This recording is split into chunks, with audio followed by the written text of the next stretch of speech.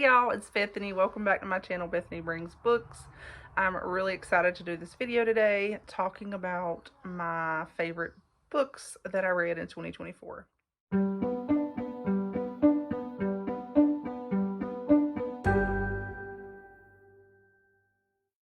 So I really enjoy watching these videos, and I've made a few. I don't think I made one last year. I was like super busy and didn't film at the end of the year, but I think I made one in 2022. But anyway, I just love watching these videos. I think it's fun to look back and see what people's favorite books are and get recommendations for myself and just see like what people enjoyed reading over the past year. So I love doing this video. And so I kind of went back and forth over what were my favorite books. I feel like when I go at the end of the year to like look back and say what were my favorite books, really the books that I might have rated a lot of books 5 stars, but the ones that really stick out to me that I remember well are the ones that I consider like my favorites. And I think sometimes, particularly when it comes to classics, that can cause me to have more modern books, because I feel like some modern books stick more in my head than classics, if that makes sense. But actually on this video, I think I have 4 classics and 1 nonfiction and 5 fiction, like more modern fiction. So I think it's pretty mixed, it's a pretty mixed batch. I read a lot of good books this year. I read a lot of classics for me, like my classics. I think my goal was to read 20, and I'll have to look it up. I think I read like 4 rereads. So I think it was around 16 or 17 altogether. So I think I did pretty good with that. I've been going higher each year, which is exciting. I want to read more classics. So anyway, I'm probably going to do a video talking about all the classics I read. But for this video, we're just going to talk about my 10 favorite books. And I kind of just went through, like I went over this list several times. Sometimes I had more books on it. Other times I took some off. And so today, when I decided to film this, I just went and started like grabbing some that I knew were going to make it in this video that were like my top favorites, and kind of went back over the list again. And once I had them all stacked up, there were actually evenly 10 books. So I was like, that's cool. There were 10 books here. It's just hard for me because there's like I said, I have like a lot of contemporary fiction that I really like. But then also there's classics that I really like, but then sometimes the contemporary fiction sticks in my head more and it's more memorable, and so sometimes it's just hard for me to like decide. So I think I saw someone last year do a video where they did their classics, like their favorites of their classics, favorites of their fiction that were like more modern fiction, contemporary fiction, whatever. Well, because these are not all contemporary fiction, but they're non-classics, like I should say, written in the last few years. And I like when I saw that person do those, I can't remember who it was, but when I saw them do their video like that, like they ranked their favorites by genre, I was like, that's a pretty good idea. I feel like it gives them,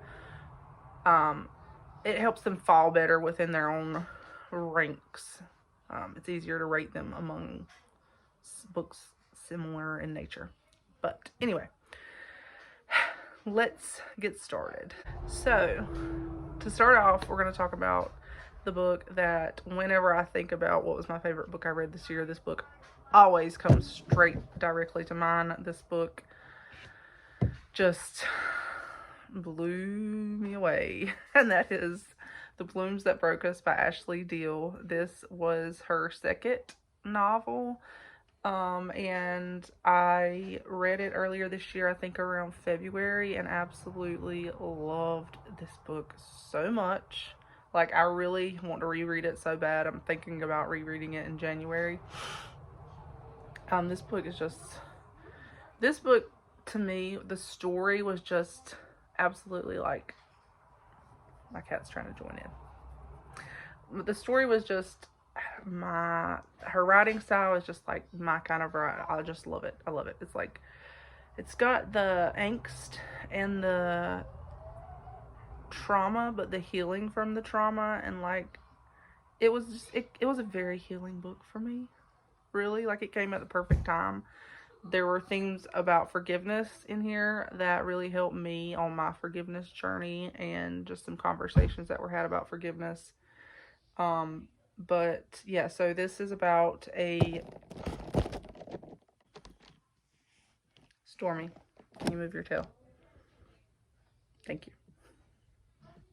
This is about a couple who have been split for a while, and circumstances bring them back together, and I don't want to give away spoilers, but there's things that they have kept hidden from each other, and as they're brought back together, they're trying to figure out like what broke their marriage apart, and like they begin to process all that while they're in this, brought back into this relationship or whatever. And there's a lot of heavy themes in here: multiple miscarriage, trauma, grief. There's some heavy themes, but it was so beautiful, like so beautiful, so well done. This will always have a place in my heart, and I cannot wait to reread it. I really want to reread it and just savor it and see what I think about it the second time around. Ashley is like my favorite author, my favorite fiction author now. Clean fiction, like, just absolutely at the top of the list. Love her books. There's a little bit of content in this. I have reviews from earlier this year where I talk about it.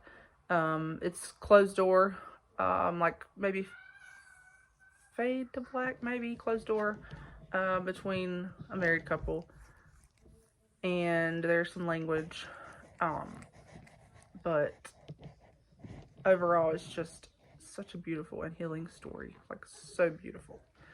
So this one definitely like at the top of my list. Definitely. Stormy, move. Y'all, my cat wants to be in this video so desperately. Stormy, are you a favorite of the year? Move your tail. So then this unassuming cover is Pride and Prejudice. Y'all, this book, I read this year for the first time and loved it so much. This is my favorite classic that I read this year. One of my favorite books of the year. Like, amazing, amazing, amazing. Y'all, I loved it so much. I feel like this was just Jane Austen's perfect work. Like, all around, her most well plotted, well thought out, well-developed story. I fell in love with Mr. Darcy. I watched the miniseries and loved it. Still have yet to watch the 2005 movie. I'm going to. I just haven't yet. I'm going to. My cat again. But I am going to watch it. I just have not yet. But anyway, this book was just a masterpiece. I loved it so much. Like, I just loved it, y'all. It was just, the characters were so great. I love the character growth. Loved that so much between, in both Elizabeth and Darcy. There's like a really strong character growth that you see. And I could see why this book is so many people's favorites. It was amazing. And let me say, I read 3 Jane Austen books this year, and completed all of her main works. So I was really proud of myself. There's actually 2 of her books on here. One of the ones I read was my least favorite of all her main works, and then the other 2 were some of my favorites. So next, A Girl Called Samson by Amy Harmon. This book is another one that absolutely blew me away, stole my heart. I loved this so much. It was my first Amy Harmon, and I read it in July for like Independence Day celebration, like that, those vibes. And this was just amazing. Elisha, not so loud, bud. Excuse my kids in the background, guys. But this was just amazing, y'all. It was so good, so well done. It's a little bit slow to start for me. It was a little slow to start, but once I got into it, I devoured it. It was about Deborah Sampson, and she she dresses up as a boy, like disguises herself as a boy, and goes off to war. And it deals with that, you know, her being in the war. You see the horrors of the war. You see like aspects of how the war affected women as well as men. That's just kind of brought to life through this. It really brought to life for me the revolutionary time period, and just what people went through for our freedom. And it just made me so thankful. And like, I cried and cried. I wrote a journal entry about this because it really changed my perspective and made me so thankful for my freedom and for what people gave up. Like, so many people that gave up their lives that their names are not recognized today. Like, thousands of people that we don't even remember.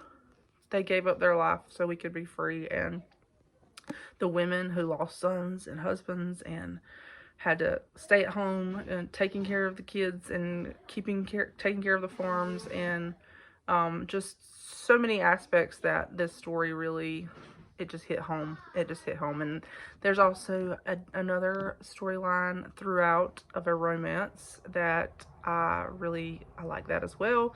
Again, this is a clean fiction, and there is a little bit of content, so you could look at my Goodreads review for that, or my Instagram review. But I just loved this so much. I highly, highly recommend this, and really look forward to reading more by Amy Harmon. Then another Christian fiction that made it to my top 10 is While the City Sleeps by Elizabeth Camden. I absolutely love Elizabeth Camden's writing. I've talked about her over and over. She's one of my favorite Christian fiction authors. I just love the historical detail that she goes into, and it's always something unique. She brings in just the most unique aspects and really makes you feel like you're in that time period. And this one was no exception. I really felt like I was in New York City in the early 1900s. A lot of the book is at nighttime because this young lady is working at night. She works for a dentist, and she overhears what might be some secrets to like a terrorist threat. She possibly thinks might be like a plot to do some things around the city, blow up some things around the city while she's working at the dentist. And so her detective friend and her she talks to him about it, and there's like that storyline going on, trying to figure out what's going on around the city. But then they're also kind of engaging in figuring out what's going on in their relationship. And I just love the historical details. I love the atmosphere. This book made me want to visit New York City, and I really have never really cared to visit New York City, but this book, I would love to see a lot of the historical sites it talks about in here, and cannot wait to read more in this series. The second one comes out January, and I'm so excited. It sounds so good, and I just love how Elizabeth Camden writes. Then again, another Christian fiction book that made it to this list is Walking on Hidden Wings by Rachel Scott McDaniel. I absolutely adored this book. This book is kind of extraordinary because I read this book in one sitting, which is crazy. I sat down one afternoon, I can't remember if it was before supper or after supper. It might have been before supper, and I started reading, and then I cooked supper, and then the kids went to bed, and I stayed up way too late reading this. It was earlier in the year before I had my new job, and I just couldn't stop. It was one of those books where you just keep wanting to see what's going to happen next. She just really did it so well where you're hooked and you don't lose interest. At least I didn't. I loved this so much. This is another one that I really would like to reread soon because I read it so fast. in one sitting, I feel like I probably missed some things, and I want to just reread it and let it soak in. It is a marriage of convenience, but there's a twist. It's very interesting. There's a young lady who she's kind of like a socialite, I guess you would say, and she enters a marriage of convenience at first. Well, she's supposed to enter a marriage of convenience with this man, and they actually end up kind of beginning to fall for each other. But not long after they get married, within like the first few months, he disappears, and it's supposedly they think he's dead. Like his plane crashes and they think he's dead. Well, within like the first couple of chapters, though, she walks into this. She's trying to like find out information and stuff about what happened to her husband. Well, she walks into like, I think it's like a bar or something, looking for him to get information, and suddenly discovers that he is very much alive when he appears and says her name. And so then there's like the immediate story of what happened. Like you're getting the what happened. He's suspicious of her because he's like, he knows somebody was out to get him, and she's trying to figure out like, why'd you leave? And they're both trying to figure out what's going on. There's a whole mystery element to it, and at the same time they're trying to figure out their relationship. And there's also like the aspect of her being a barnstormer, so he flies planes, and or a wing walker, and she'll like walk out on the plane and do shows and stuff, and they're kind of traveling around figuring out what is going on behind the scenes with this whole mystery. And then there's also, throughout the story, you're flashing back and you're getting the story of them meeting and some things that happened leading up to the current situation. It's set in the 20s, I think, or the 30s. The 20s, yeah. And she has a second book coming out, which I'm so excited. I loved this so much. Like, so much. There's a little more, I would say she's kind of along the lines of Pepper Basham. A little more sizzle, but so good. Like, so good. And I loved it so much. And the cover is just gorgeous. Another classic that I read this year, and actually started this one in last December and finished it in January, and absolutely adored, was Little Women by Louisa May Alcott. This book captured my heart. It took me a while to read it because it is a long read, but I loved it so much. I highly recommend anyone contemplating whether they want to read this, read it. It's so good. Marmee was precious. She was so full of wisdom. The sisters' relationships was just beautiful. I loved seeing them grow up and take on life, and just Marmee as she tries to gently guide them through life. It was beautiful, beautiful, beautiful, and definitely an all-time favorite now, and I really, really want to reread it. So many of these I want to reread, but I loved this one so much. Like, it was absolutely beautiful, all-time favorite. Another classic on this list is North and South by Elizabeth Gaskell. This was my first Elizabeth Gaskell, and definitely will not be my last. I have watched the period drama and loved the period drama so much.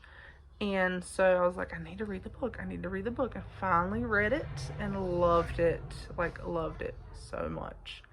There were some parts that I felt like could get a little... She got a little long-winded at times about the whole... Oh, I don't know what it's called. Not the politics, but like the whole issues of that time with the mill owners and employees and stuff, and the unions and all that. Sometimes she could get a little long-winded with that, but overall it was phenomenal. I loved it. Really looking forward to reading more by Gaskell, and I just loved. I think there's a scene. There's some parts from the movie that I like that I wish were in the book, but there is a whole like paragraph where he is just going on about his affection for Margaret. I wonder if I could find it. And I was just like, this is beautiful to me. This was when he, I think, first confesses his love to her. And if you want to skip ahead if you haven't read it. But she said he is talking to her and like he's confessing his love, and she, of course, rejects him. And he says, "One word more. You look as if you thought it tainted you to be loved by me. You cannot avoid it. Nay, I, if I would, cannot cleanse you from it. But I would not if I could. I have never loved any woman before. My life has been too busy, my thoughts too much absorbed with other things. Now I love and will love, but do not be afraid of too much expression on my part." And they don't put all of that in the movie. Like, there's only a little bit in the movie. And I was just like, that whole declaration is beautiful. He's just confessing his love for her. It was beautiful. I love Mr. Thornton. Like, I love Mr. Thornton. And Richard Armitage playing him in the TV adaptation was perfection. So, yeah. Just flipping through this and reading that quote makes me want to go pick up another Elizabeth Gaskell book. I can't wait. And then the last classic on this list is Mansfield Park by Jane Austen. Now, I know a lot of people would take me to task for that, I guess you would say. They don't, you know, this is arguably probably her least favorite, least popular work.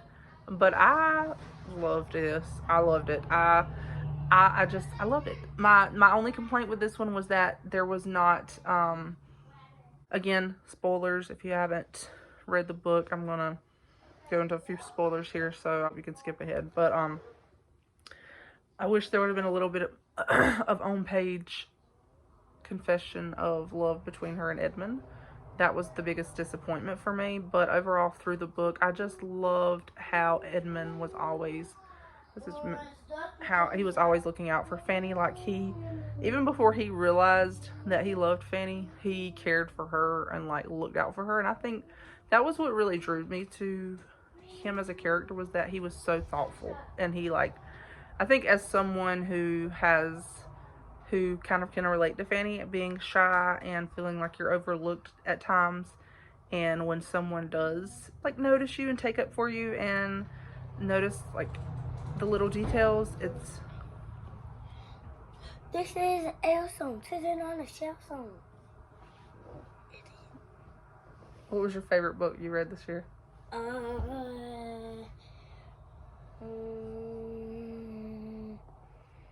I think it was... I think it was The Monster Truck. The Monster Truck? Yeah, Elisha the Monster Truck. Oh, the one that Nana made you? Mm-hmm. Cool. But, yeah, I just related her character so much, and so just seeing Edmund stick up for her and think about her when nobody else thought about her, and like, and all the little details, it was precious, and I loved that. And so that was the reason. Just Edmund, I think, for me, made this book. And I honestly, for a lot of the first section of the book, maybe the first quarter, I felt like Edmund really was the main character in a sense. He took up a good bit of the first part of the book, in my opinion. At least to me as a reader, I noticed him. He was really had a lot of dialogue and was really just very, he held my attention as I was reading, and so loved this so much. And if anyone's wondering, the other Austen that I read was Sense and Sensibility, and sorry to say, it's my least favorite Austen. Like, the longer I've sat on it, it really was my least favorite Austen. I'll probably talk about it in another video when I talk about all the classics that I read this year. Last two books, we're gonna talk about the last fiction, and then the last one will be my nonfiction. But this one was pretty recent. One Foggy Christmas by Kourtney Keisel. I read this in November. I like that one. You do? Yeah, You like the cover? This book I just loved. I've talked about it over and over on my videos lately, but it was so sweet.